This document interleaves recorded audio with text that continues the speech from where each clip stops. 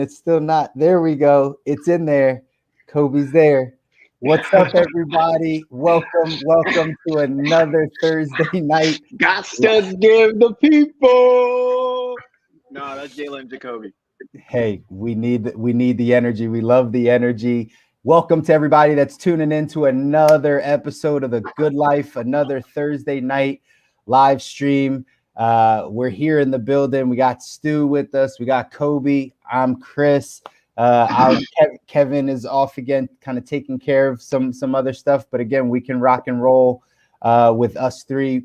Thank you for everyone that's joining us. Thank you for everyone that's hit us up over the past few weeks. If you've been watching the show and getting some value, thanks so much. Everyone that's following us and watching this on YouTube, please click the thumbs up, subscribe to the channel. This is how you get to see it a little bit more. Everyone that's on LinkedIn and Facebook, feel free to write in your questions or comment as you're here on the live stream. We want to, again, come to add value. This is the good life, health, wealth, love, and happiness. The components of a good life. We want to give you what you need to craft that life for yourself. So tonight we're going into we were struggling with how to actually phrase this, right? I know, right? Because it's, again, health, wealth, love, happiness. We went through health, we went through wealth, we went through love last week. And so this was happiness. But to say like the good life, happiness, like it's weird, right? It didn't really flow. So tonight, though, we're going into overall mindset, overall happiness, overall feeling, and that's where Stu jumps in. So Stu, take it away, brother. You got the night. Thank you, bro. Now, I was kind of thinking about this as well. Like, are we diving into happiness today? Are we diving into the lifestyle today? I really love both of these topics because one, both John and I have a little bit of that, both Kobe and I have a little bit of that awesome, like, I believe your terminology was lifestyle designer. And that is like a huge part of what we do because we want to embody that. Like Kobe and I and Chris, when it comes to wealth, et cetera, like I feel like all three of us and Kevin regarding relationships, we all have so much integrity for what we put out, what we share, what we coach people on. And, when it comes to happiness and lifestyle, it's always been such a fascinating topic for me that I allowed myself to sit in the back seat of my entire life. Like I basically was like, okay, you know what?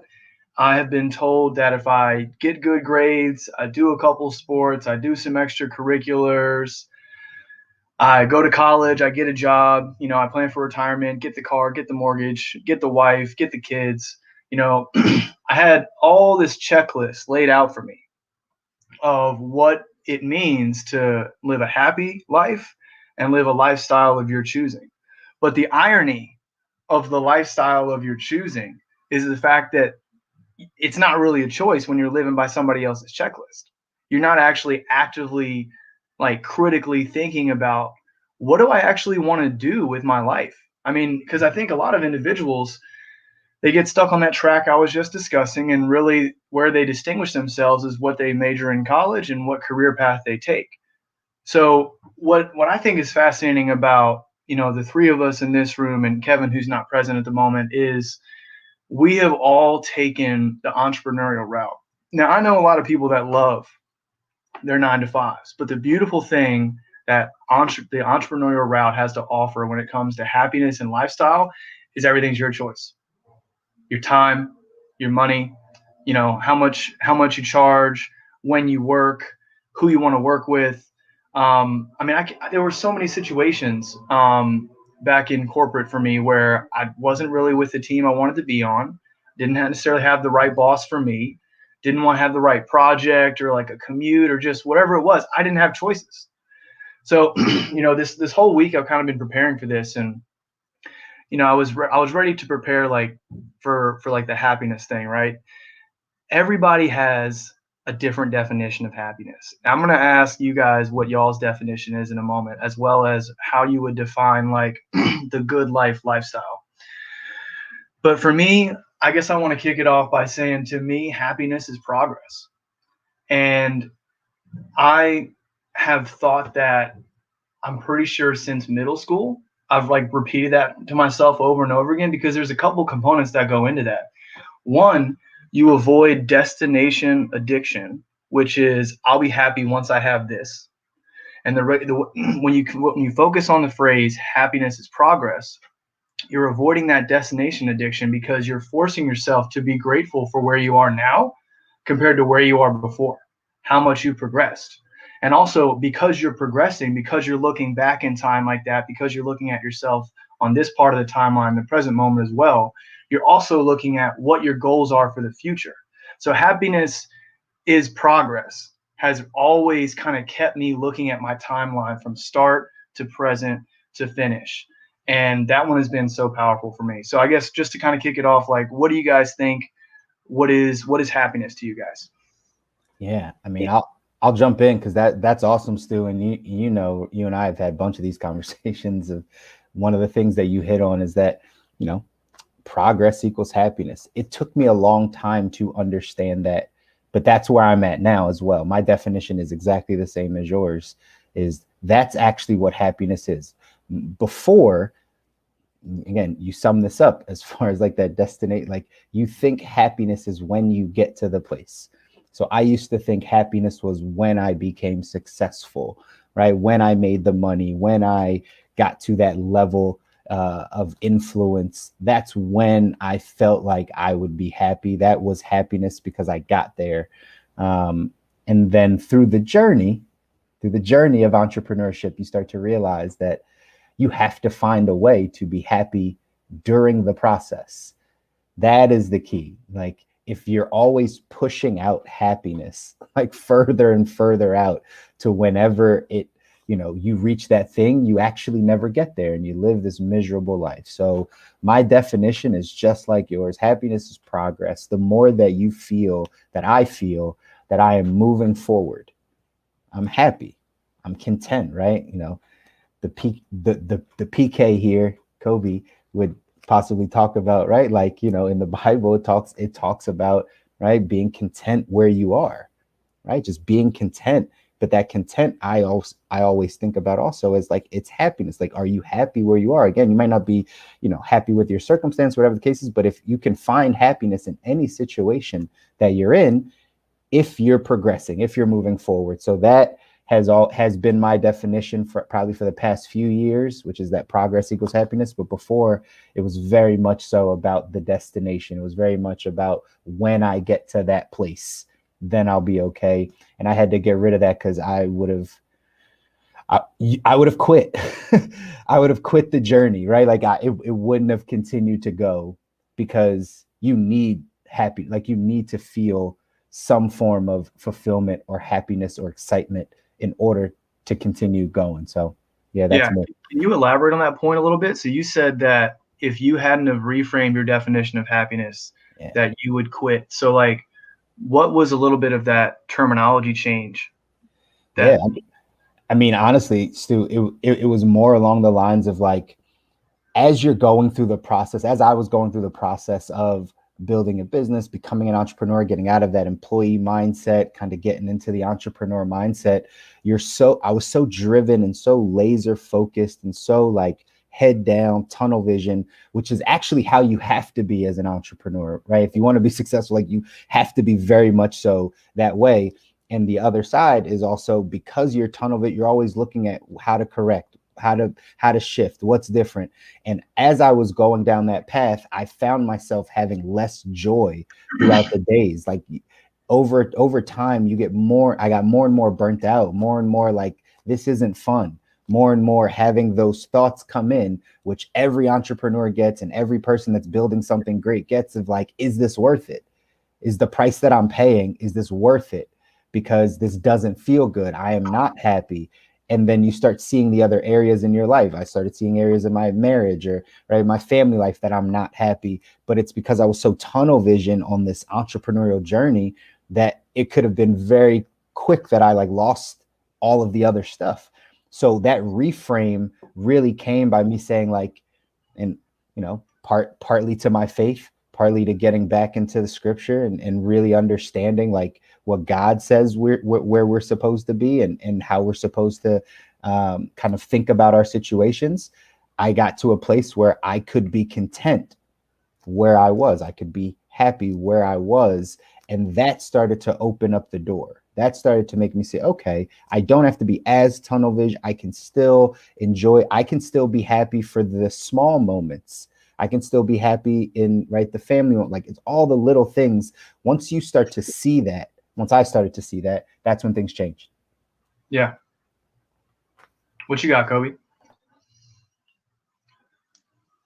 So I really love that. Both that, I guess it's truly the same because you agreed, right? That happiness is progress. I love that. And I think I have some version of that, and I'm trying to kind of capture what my version would be. And it would be more so like happiness is the difference, is not the difference between reality and expectation, but the story that I make up about the difference. I like that. We go ahead and clip that one right there. Say that one Go ahead, again. clip Go that. ahead, man. DK. Drop those bars again, man. Let's do it. No, don't put me in the booth. But no, because I agree with that in that first part. Is that's kind of how we're trained, right? Whether in school, whether with friends, whether in sports and competition, you get the win, and that's when you're happy, right? When you're playing sports, you're not happy throughout the process of trying to get the win, right? The process sucks, but the win is worth everything. Well, really, when I see it, the people that succeed are the ones that actually enjoy the process and the win. The win is the cherry on top. They want it, but the process, they fall in love with the process, and that produces their happiness. So I think that's what I'll look at. And also, there's this phrase that always comes to mind for me. It's like, not, it's like a Ghanaian phrase you would hear is, who go happy you go happy yourself, right? And that just reminds me all the time, it's like happiness is not who go happy you go happy yourself, right? So who's going to make you happy? Nothing external is going to make you happy. It's an internal game, right? So and the field might be even smaller than we think it is, which it might just be between these two goalposts, right? And so so I think that's a great question, and I think that would be my response for now. Man, the story word hit me big time, because that's something that I've grappled with for the past year or so. Is the idea, I think I got it from my friend Keith with neuro yoga, mental movies is how he portrays it. Whatever we perceive going on around us. I'm a dork, right? So I've always been an engineer, a science guy, whatever, numbers, math, whatever. When I every once in a while, I'll walk around the street and I won't picture people as I'll only picture them as at the end of the day, their mind and their perception of reality, they're just a brain. They're just a brain floating around that just happens to have a different body, different skin color, different muscular features, whatever. And the reason I remind myself to do that is because literally everything that we perceive, all that is happening is light is coming into our eyes, sound vibrations are coming into our ears. And at the end of the day, everything that we do is a story. It's a mental movie, what we see around us. So I love that you brought up the word story, because it's so powerful, because I have self-sabotaged myself so many times throughout my life. And it was only until recently that I began to start to identify that I was doing that. And it's because I started telling myself stories about my situation, about my reality, that were just excessively negative, which is funny because I've always been an outwardly positive guy, but inside I had these negative mental movies going on, these negative stories. So when you learn to control those stories and focus on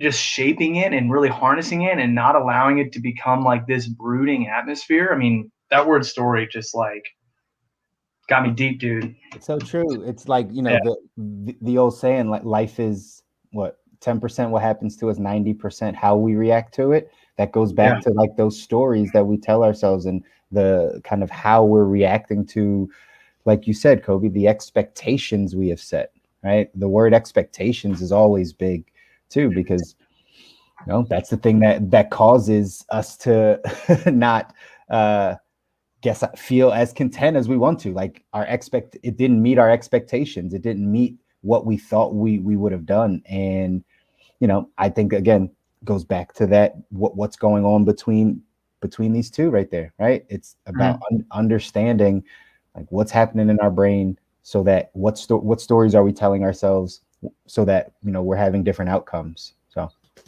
yeah.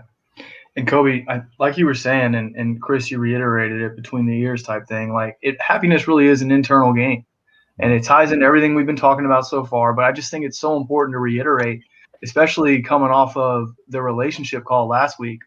Sorry, I wish I'd have been there, man.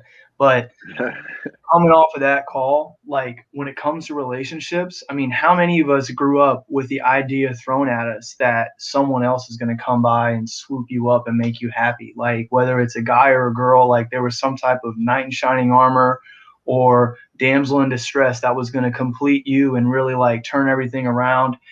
And that's such BS, such BS. Like it is an internal game without a doubt. Like there is absolutely no amount of money, no amount of material possessions, no amount of individuals around you, close or quantity, like quality or quantity, that can achieve that for you.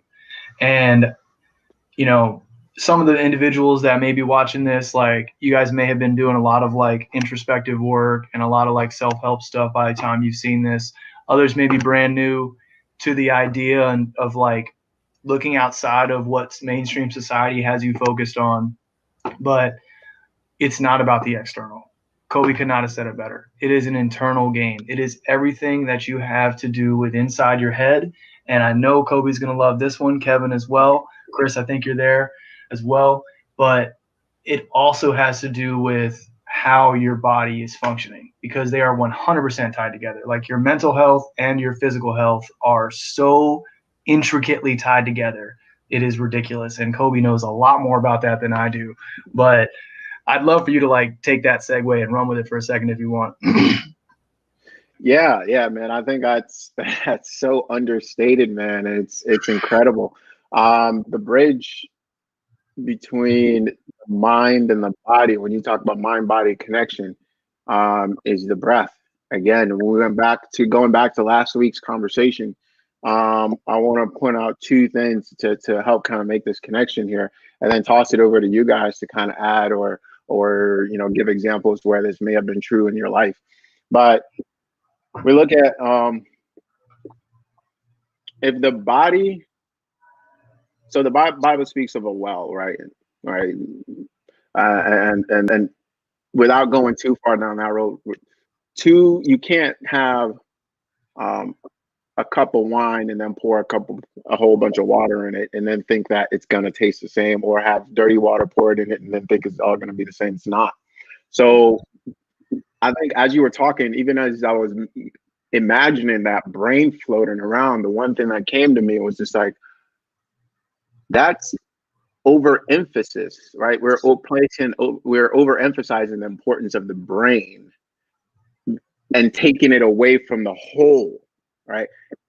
What is the brain? What is the arm without a leg? What is a brain without everything else that functions around it? Which is always so interesting to me, because this comes back to last week, and that the biggest mistake I consistently seen made in Western science and Western everything really is just like the separation, right, of things rather than emphasis on systems. Right? Everything is a system. Nothing functions outside of a system. That's not even possible.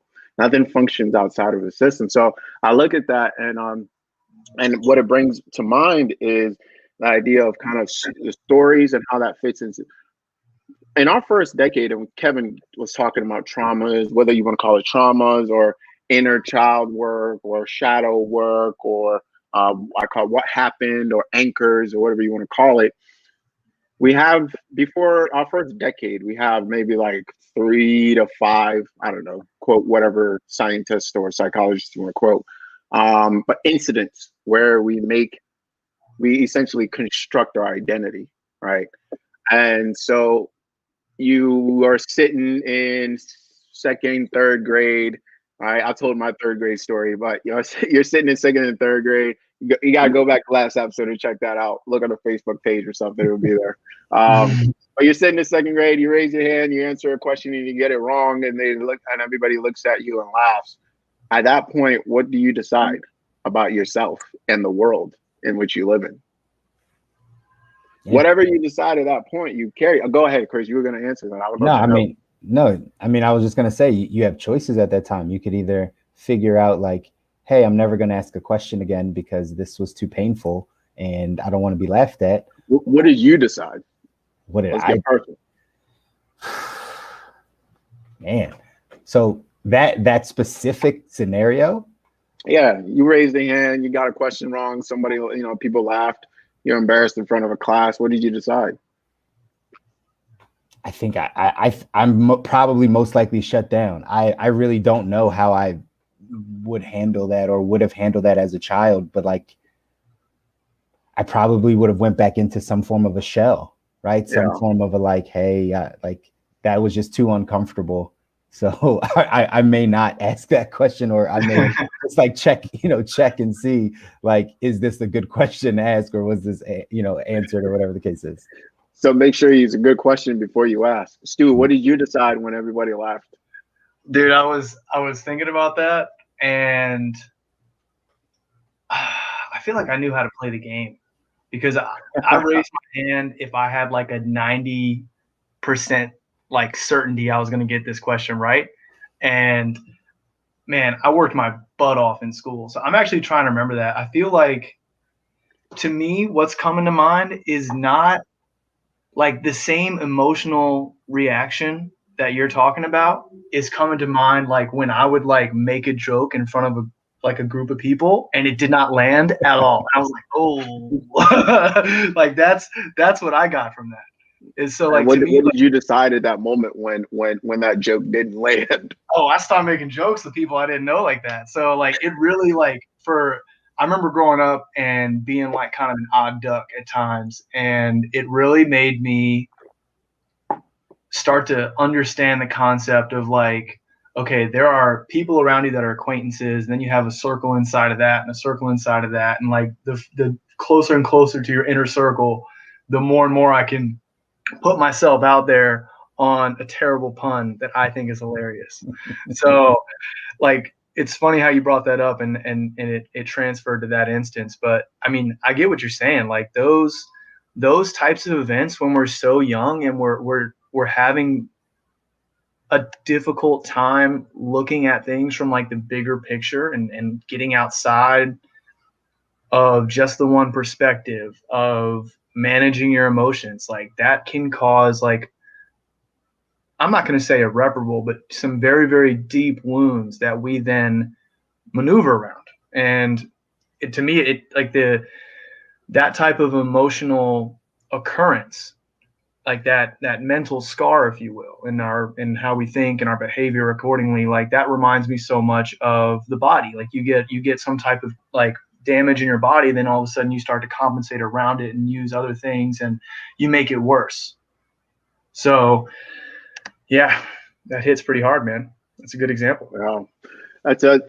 And I want to add on to that analogy a little bit there. I think it's interesting. I pay attention to kind of like how we're describing it, right? So it's in like the irreparable harm, scars, and it's very kind of vivid, warlike language, right? And that's what I would have used too. So as I'm hearing that, I'm saying to myself, well, what if we just describe it as just like stories reconstructed? Mm-hmm. And that we can unconstruct it, because I think that's what it is, in the sense that we essentially build our playing board in that first decade, right? And then we play the game for the rest of our life that way. And so I'm in a situation where I'm like, oh, I have no options. I'm trapped. I have nothing to do. And then you come in with your board and you're like, wait, no, you can just talk to the person and figure it out. It's not that big of a deal. That doesn't exist on my circuitry, right? And I think it's really interesting how that piece also relates to scar tissue buildup, and that we feel that pain as if we should run away from that pain, where really you release trigger points or scar tissue by going like 50% and then breathing your way through it, right?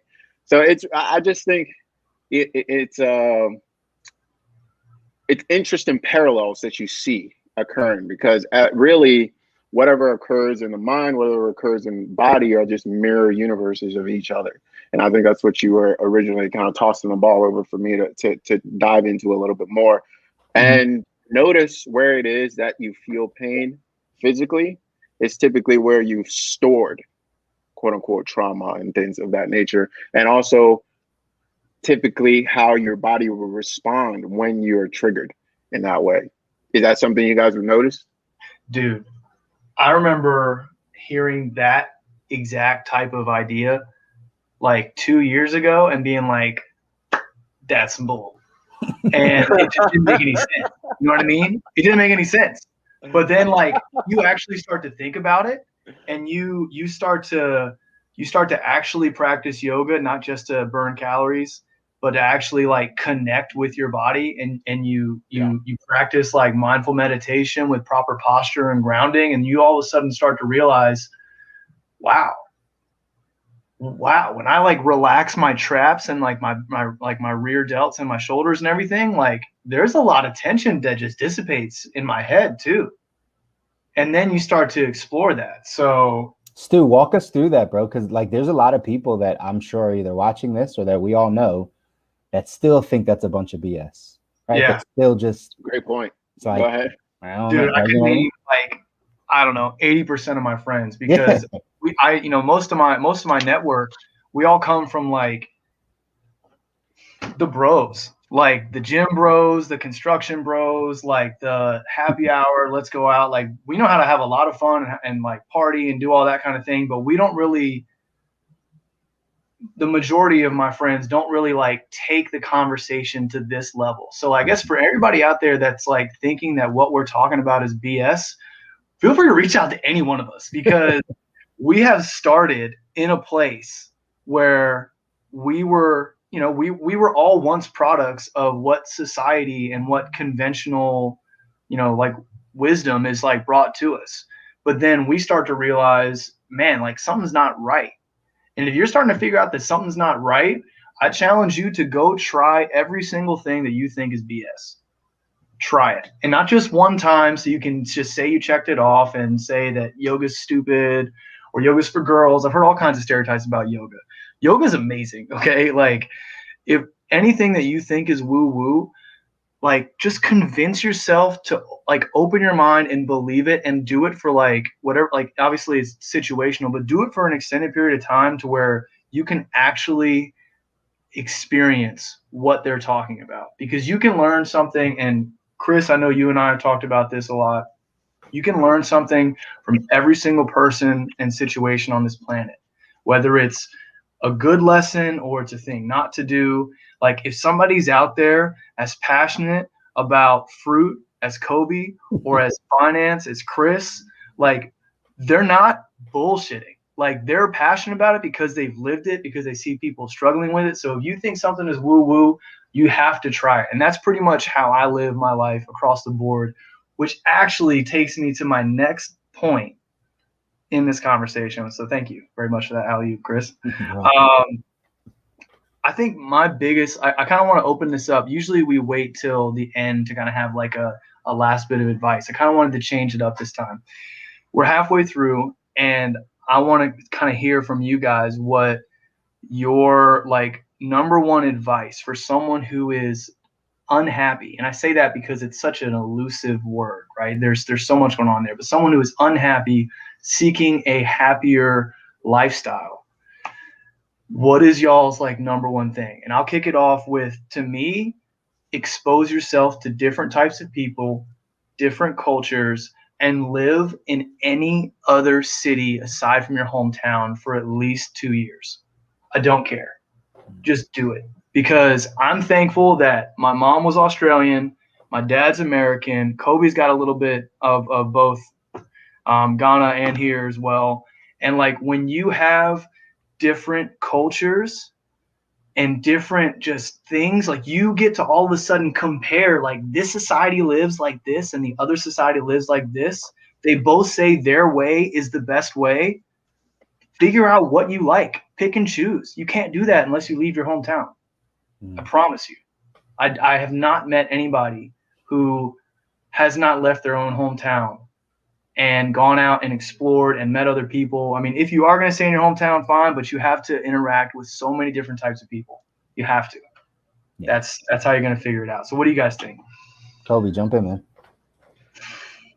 Oh, man. My biggest advice that I would give if you're struggling with your sense of happiness, that's the question, right? Mm-hmm. Yep. I would say, one, examine your definition of happiness. You know, hey, listen, I'm Ghanaian, so I always got to give you a 3-step process. All right. Number one, what you do,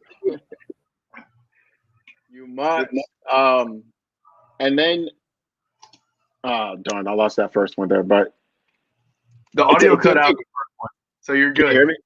The audio cut out on the first one, so you're good. Redo. Let's go. Okay. Bet. Examine your definition of what it is that you're calling this happiness thing. Like, what is it? Right. And then 2, I would say find a different access point. Find a different access point. I'll actually come back to 2 and say 3 is really look at, like, what are you conflating? What is the context in which you're looking at? Now, coming back to find a different access point, I think going back to the idea of the 3 universes, if some people it's easier to go through the body, others through the mind, others through the spirit. This is what I mean by that. If you are struggling with your sense of happiness, look at what is it that you're thinking all the time. What are your thoughts that are consistently running through your mind? And obviously, again, through the body, you can quiet those thoughts through breath. I would actually not say go ahead and just start meditation. That's like, if you do nothing else, fine, just start. But I would actually find somebody who knows what they're doing to help you get going, because otherwise the first one can be a little like, what am I doing? Let me toss it aside. But it takes a little, it's like riding a bike. It takes a little getting used to. So find somebody there and learn to quiet your mind as to what it is that you're thinking all the time. Because guys, truthfully, we think a lot. We've placed a lot of emphasis on thought and thinking, but like not a lot of great things comes out of that, actually. Really what comes out of that is a lot of pressure, a lot of anxiety, a lot of like, right? When we're in flow, we're not really thinking. We've combined all 3. You understand? Well, so you're thinking, but you're not like actively like school type thinking. You're just in flow. You're doing. Yeah. All right. So I think look at that too. What are you doing physically all the time? I think when something is going on and you can't change your thoughts, change your physical being. Get up, do something else. Get up, move, do. That's why exercise is so important. And then lastly, what are the words that you're consistently speaking? All right. What are the words that you're consistently speaking? Because that is the kind of the reality, right? And out of the abundance of the heart, the mouth speaks, man. Listen, gotta give you a last one right there. Give you the last one right there. Because if it's just brewing and brewing and brewing and brewing, I say this stuff because this is me, man. This is the work I've had to do. Like stuff just consistently running. You're consistently that like audio, and then you combine it with some visuals, right? You get that whole film. We're great. What are they, cinematographers? We build this fantastic movie in our head, and we have to have a villain and we have to have a hero, and it's always going, right? So look at those 2 things. That'll be my advice, right? Mind, body, spirit. What are you thinking? What are you doing? And what are you consistently saying? And I think when you change those things, you can find an alignment that really helps you find your sense of happiness, however you define it to be. Man, those are good. That was good. You guys, Again, this is why we do this show. Again, hopefully everyone listening and watching is getting some value, because these are nuggets. These are gems. Like there's so many people dealing with unhappiness. There's so many people dealing with a lack of fulfillment in their life, and they actually don't know where to start, or, they're consuming too much information that's not really helping them. So if you are listening and this is you, like, again, hopefully you're like taking some notes, because these are gems. To a degree, you guys said everything I was going to say. But to kind of touch on some of those things, Stu, that you were saying about, leaving your city, I always just say, it's one of those things of exposing yourself to new things, right? If you are unhappy in the place that you're at right now, first, I think you have to be aware of what is it that you are unhappy about. Kind of like Kobi said, what is your definition of how are you even defining happiness anyway? That's the starting point. If you feel like you're lacking, well, what are you lacking? Like, what is it? Back to our conversation earlier, what's your expectation? Like, you're unhappy because you feel like you should be somewhere different, or you thought this should have been like, what is it that you really want out of this? That's where I think the first place is that you start. And then, yes, I sum up kind of what you said, Stu, is just being open-minded enough. Being open-minded to know that you can change and you have control over every aspect of your life. Over every aspect of your life, you have control over it. And sometimes we don't think so. Sometimes we don't think we could make this change, or we could just move to a different city, or we can get out of that relationship, or we don't always think that. But you have 100% control of your life. Everything comes with, right? It's pros and cons. There may be consequences to your decision. I posted something on Instagram today and TikTok about right? Like, quit your job. Like, and again, I was just kind of running on a trend. It's true. People say that. And yeah, the message is like, if you're so unhappy, just leave. Like, yes, there are some consequences. You're not going to have money. That's a consequence, like, of quitting. But you could find it, right? Like, you could go get another job. Like, you could go start a bit. Like, there's so many things you could do if you didn't just say, like, oh, I have to be here because I have, like, no, you don't have to do anything. And that's kind of to, like, Stu's point, like, you could pick up and leave. Like, you can just go travel if you want to. Again, there may be consequences. You may have to you may be poor. Like, you may not be able to stay in the nicest place. Like those things may happen. However, you have the choice. So for people that are, again, going through this thing of like, oh, I'm unhappy, first and foremost, figure out what that even means to you. What are you searching for? What's the vision? Like, what are you trying to get to, right? Are these realistic? Are they unrealistic expectations you've set for yourself? Are these things that, like, you can actually achieve, or is just stuff that you're beating yourself up over, right? You hear a lot of people say, like, oh, I should have done this by the time I was 30. It's like, but now you're 30. So, like, you can't go back, right? Like, it is what it is, right? So do it now. Exactly, right? So, like, do it now. Like, what's next? So you got to understand that side. And then, yeah, it's just about being open-minded, changing your environment, seeing different things of life. Because, and again, we can keep pulling back to the stuff we've already talked about, like Kobi said, like that our board of life, like how we're looking at things. When you get exposed to other things and other people and other cultures, you start to realize that the way that you live isn't the way that it has to be, because you'll see other people living happily, right, content with their life, and they live a completely separate, different life than yours, but it's possible that you could do the same thing. So everything's in your control. That would be the thing I would leave you with. Everything's in your control.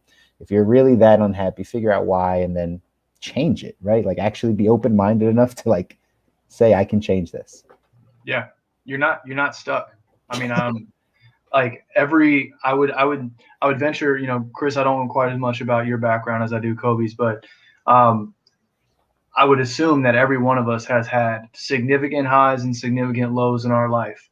And when you're in that low, when you're younger and you're not as acquainted with that, the reality that, how was I going to phrase this earlier?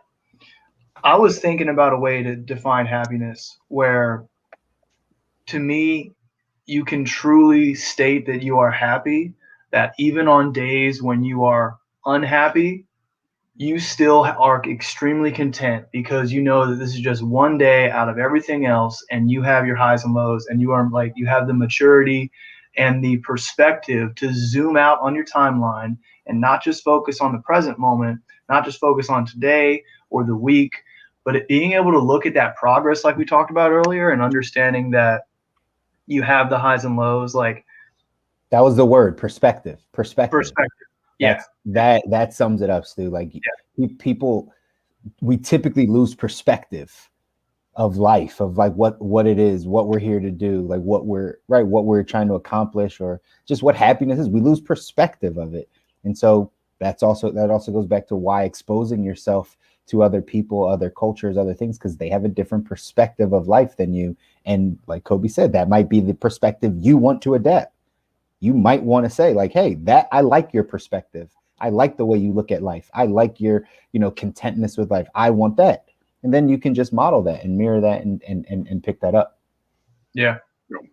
Yeah. And I will say this to add this as well. The question popped up in my head, like, well, what if for whatever reason you can't leave your physical space, right? So I think it's really important to highlight that, because I've often thought about this in the sense of, what if physically you're trapped somehow, right? Well, you still, again, this is why I emphasize there's 3 ways to access. You still have 2 other ways to access, right? And so I think it's important to know that. How did Nelson Mandela last for those many years? Yeah, right? great. It's and I think it's so critical to realize that we have a blank board and we're building the board, and we really have like 2 things that we're using, and it's mind, body, spirit, in the sense of like language, thoughts, and actions. So happiness is in the congruency of those things, right? That's you. So you just decide. It's kind of like the slot board. If you want, you win by getting all 7s, all waters, all blues. It doesn't matter which one you get. I don't actually play slots, so I don't know. I don't know what you're talking about. My whole point. You win by getting a match is my whole point. And that's to me what kind of happiness is. It's like, oh, they all match. You kind of think about OCD person. It's like, I don't care what color they are. I just want them all the same color. Mm-hmm. Tony Robbins talks about something similar when he, like, I think I listened to like an NLP audio of his neuro-linguistic programming, and he talks about like being able to change our state, being able to change, like, I think it's your syntax, which is the way you're putting words together, right? And then there's probably something else, but that's exactly what you're saying, Kobi. Like, if you can't, and I think we always have control to change our state. Go back to Nelson Mandela, right? Like even though his like body was locked in, right, a prison cell, like he could still get up, move his body, change his state, right? Like do some push-ups, do some workout. Like, and I don't know if he really did. I'm sure he had some form of activity, but that's also part of it, right? Yes, you can be confined, but you still can move your body. You might not be able to fly to another city, but you can still move your body differently and start to talk to yourself differently or speak out loud differently. And so, yeah, those are definitely other access points and things that you can do. And I'll tell you this, man, even if you couldn't move your body, and I think that's really, to me, like what truly amazes me, true masters, right? You can do the same thing that your body. What if you could do the same thing your body does, right? In terms of lift this computer, do that, but you could do it with your breath, or you could do it with your mind. That's what I'm talking about. Push it even further than that. You know what I mean? We see the great, we see it as cartoons now, by like great, masters going down in water for like hours or whatnot, right? These are having that degree. I think a lot of times when we fall into a state of like chaos is where we say it's like, I'm not happy, right? Because you just like, oh, what's going on? There's nothing to do. But you put me in the middle of an NBA basketball game. I'm like, oh, I feel threatened here. You put Jordan there and it's chemistry to him. He's like, oh, everything's moving slow. Everything's moving, because there's alignment, there's congruency. So I think really like hammering in, like, for example, what if you are disabled, or you're not able to, I don't know the right term, man, but whatever, but you're not able to physically move, man. I think, you guys getting what I'm saying? Mm-hmm. Absolutely. Yeah. That's actually a really great point you make. One of my clients actually is, and actually 2, and they have had, we have had to focus on, I never thought about it like this, but like different access points. Like we haven't been able to focus on the physical access point as much. So very, very well put, Kobe. You know, actually the whole congruence idea really segues into my last point here, before like closing comments or whatever. And that is that, you know, happiness, like you guys are saying, it you can't just have it if only one area of your life is thriving. Mm-hmm. I mean, like, I think it was like Steve Jobs. I don't remember the exact quote, but he's one of those highly successful businessmen with all the money in the world. And he was like, you know, I wish I had spent more time with friends and family. He said something along those lines. And because a lot of people still to this day, no matter how much the three of us talk about this, think that money is the sole key, or think that like physical health is the sole key, or just mental health is the sole, like, or just the perfect relationship is the sole key. Like the 4 pillars that we're talking about here today of the good life, each one of those has to be strong. You may desire to have a greater focus on finance or physical or relationship or mental, like whatever the case may be. You may desire to prioritize one over the rest, but the others still have to be solid. And I've always thought about it as, I mean, what we're talking about here is a little bit more complicated than work-life balance. Like, but I use that example because that's like what was most commonly iterated in today's society.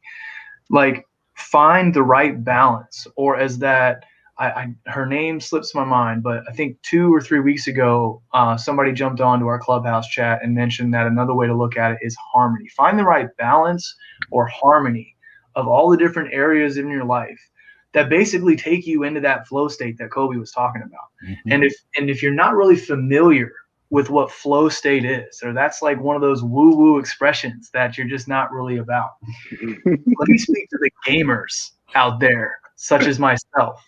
When you can sit there and you are not, it does not take extrinsic motivation to do something. Like, you do it because you want to, and when you're doing it, you're so like involved that you're not really thinking about it.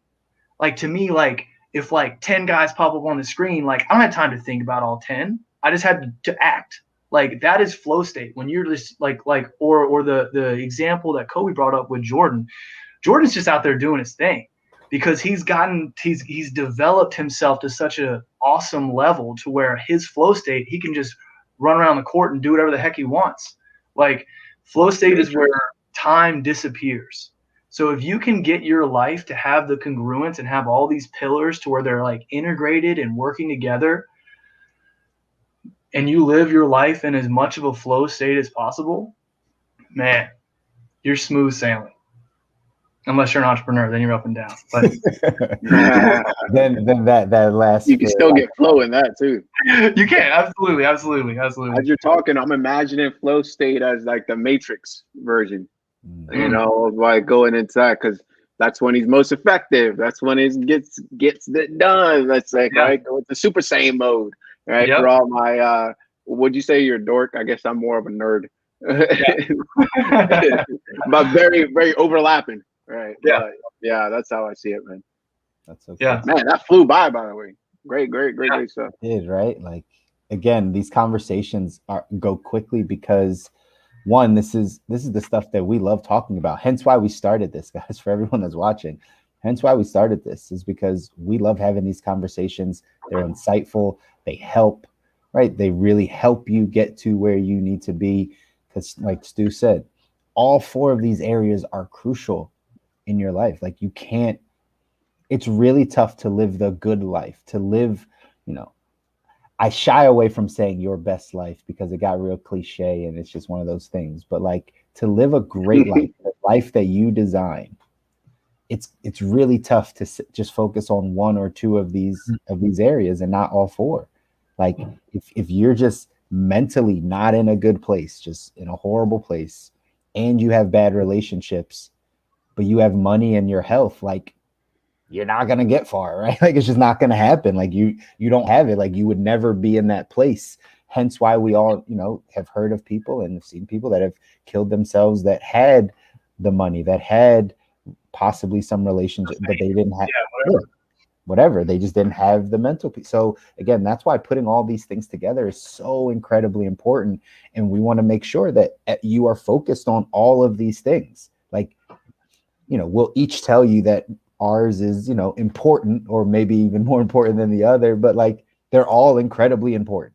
They're all incredibly important. And us being able to come together and just kind of have that conversation, and you to get that conversation, it's important. It's going to change your life, guys. It's going to absolutely change your life. So, Stu, I don't know if there was a question in the way. No, I was actually just kind of thinking, we have these 4 pillars, and I think that for those out there, like if your homework assignment, if what you've picked up on from this is to go out there and focus on these 4 pillars and focus how they tie together and how to like recognize that what you may be going through is temporary, you can change it, you have choices. Like if that's your only homework assignment, I think one little bonus extra credit that I'd toss on there is find something you can be creative with.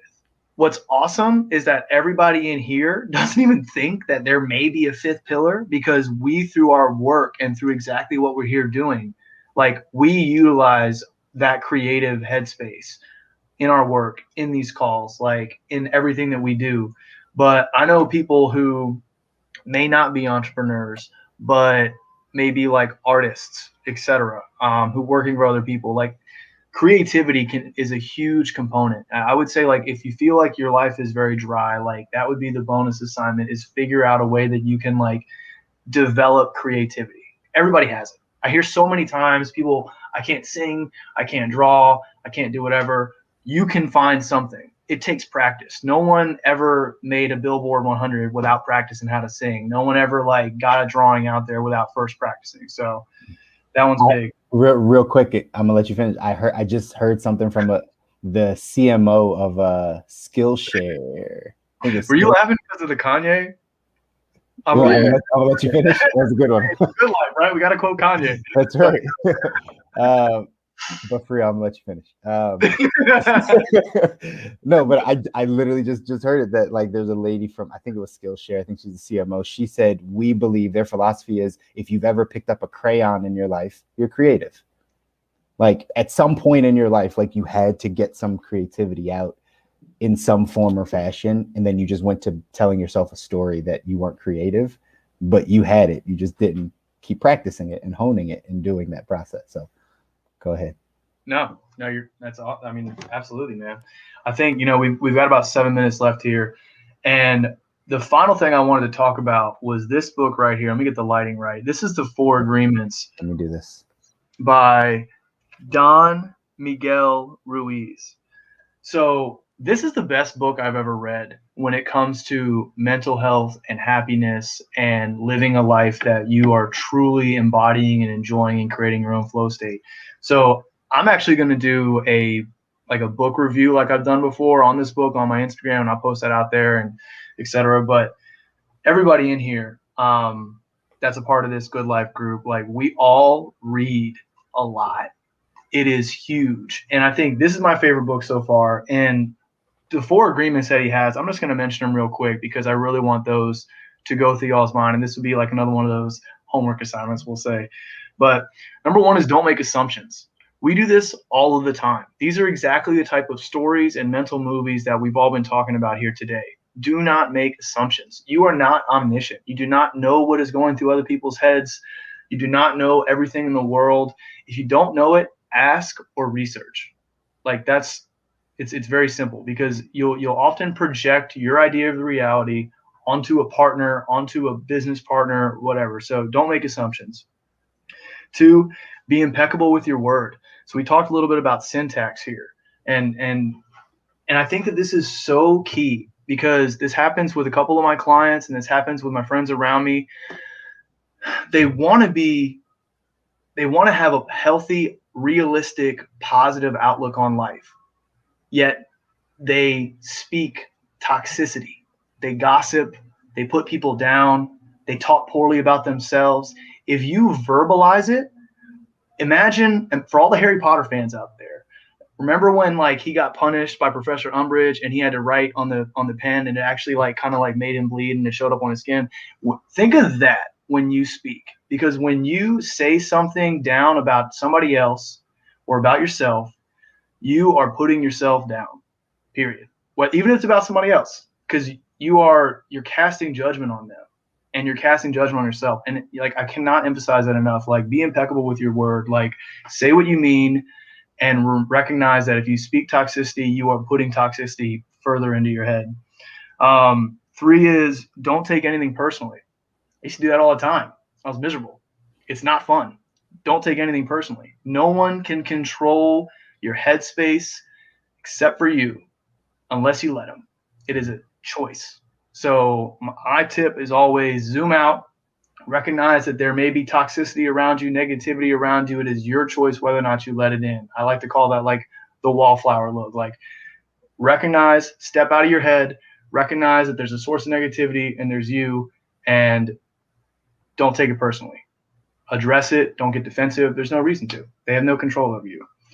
And then the 4th, which I probably won't be able to explain as well as this book right now, but it's always do your best. Now, for all the type A's out there that are running themselves dry, working the 90-hour weeks like I used to do, always do your best can sound really intimidating and scary and just downright frightening and exhausting. So always do your best also recognizes that you're going to have off days. You're going to have days off. And at the end of the day, you have to love and forgive yourself. As long as you are making the choices and doing what you can and recognizing that you're not going to be at 100% capacity all the time, just do your best. Because if you do your best in a situation, you cannot regret anything. You cannot. You really cannot. If you do your best and you recognize that you can only control what you try to control within yourself, et cetera, not external circumstances, you got nothing to regret. And I don't fuck with regret. I hope nobody does. It is the absolute worst thing in the world because you're looking in the past and you can't change it. I'm out. That was awesome, bro. It was, and by the way, that regret scares the crap out of me too. It's what keeps me going, right? One thing that you got to know is one day you won't have the energy to do what you do. You won't have the mental capacity. Like, you won't have it.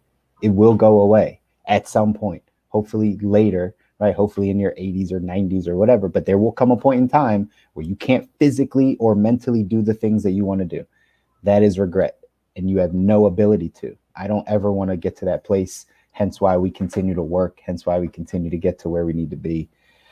Put in the work. Danette said, can you guys post the Good Life reading list or top 10 reads on LinkedIn? Absolutely, Danette. That's a great idea. We'll collaborate as a group, and we will make sure that we put something out there for you guys to read in all of the topics. We'll cover health, wealth, love, and happiness. We'll give you each some books and some material that you can dive into. But again, you always have us here as a resource. You always have us here as a resource. We are here to make sure you are getting whatever it is that you need in any of the areas that we are talking about. You can feel free to reach out to all of us. We are on social. You can find us on any platform. Most likely LinkedIn is a great platform where most of us are, but also Instagram, we're there as well. Feel free to reach out. Another Good Life, man. Nice job tonight, Stu. Such a great talk, such a great topic. It's almost 9. We're wrapping this thing up, but guess what? We have an after party, guys. The after party is in Clubhouse.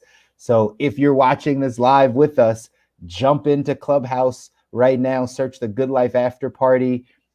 We are jumping in there. We're going to continue this conversation. Stu, I'm going to recommend that we start it with the 4 agreements and diving in and starting that conversation on Clubhouse. And we can dive as deep in as you want to about the topic, because it's going to help in there. We can also get feedback, get some people on stage. So again, thanks for everyone for tuning in tonight. We appreciate it. Most importantly, we want you guys to get this value so you can change your life, because the good life awaits. You just have to continue to work on all of these things, all of these areas, continue to push yourself and grow in each of these areas. And these, the good life will happen for you. So signing off, guys, until next week, we will, what is the saying? What are we supposed to say?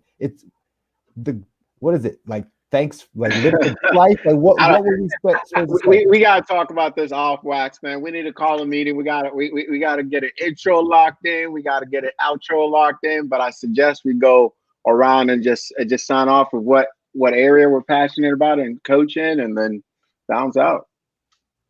We'll figure it out. We'll do that next time. This time, on the Good Life, guys. We might never have one. We might never have one. Go to Clubhouse. We'll see you guys over there for the after party. Have a good night.